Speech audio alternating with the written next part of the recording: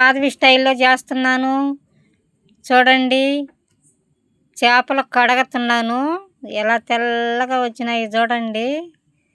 బాగా తెల్ల చేపలు బాగుంది. గెంటి చేప అది. ఎక్సలెంట్గా చేశాను చూడు. ఎంత బాగా నీట్గా కడిగాను నేను. నీట్గా కడుక్కుంటే నీసు వాసన లేకుండా సూపర్గా ఉంటుంది. ఉప్పేసి కడిగాను. తెల్లగా వచ్చింది చూడు చేప. ఇప్పుడు పొయ్యి మీద నూనె పెట్టుకొని తిరమాత గింజలు వేసాను ఫ్రెండ్స్. మాధవి స్టైల్లో కూర చేస్తున్నాను. మీరందరూ చూడండి. ఏదన్నా ఫాల్ట్ అయితే కామెంట్ రూపం చెప్పండి. ఇప్పుడు ఎర్రగడ్డలు కరివేపాకు, ఎర్రగడ్డలు, పచ్చిమిరపకాయలు వేస్తున్నాను. పచ్చిమిరపకాయ కూడా వేస్తాను. బాగుంటుంది టేస్ట్కి. పచ్చిమిరపకాయ 2 కాయలు కానీ వేసుకుంటే బ్రహ్మాండంగా ఉంటుంది.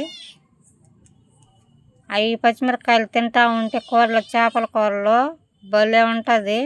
అందుకని పచ్చిమిరపకాయ తప్పనిసరిగా వేస్తాను నేను. ఇప్పుడు టమాటాలు వేస్తున్నాను.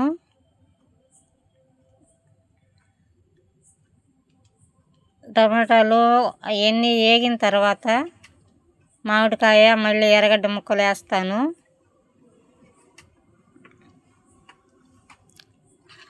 అవన్నీ వేసి బాగా వేగిన తర్వాత డైరెక్ట్గా చేపలు వేసేది మిక్స్ చేశాను ఫ్రెండ్స్.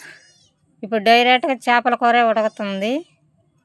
చూడండి ఎలా చిక్కగా ఎంత బాగా వచ్చిందోను. మాధవి స్టైల్లో చేపల కూర, నెల్లూరు చేపల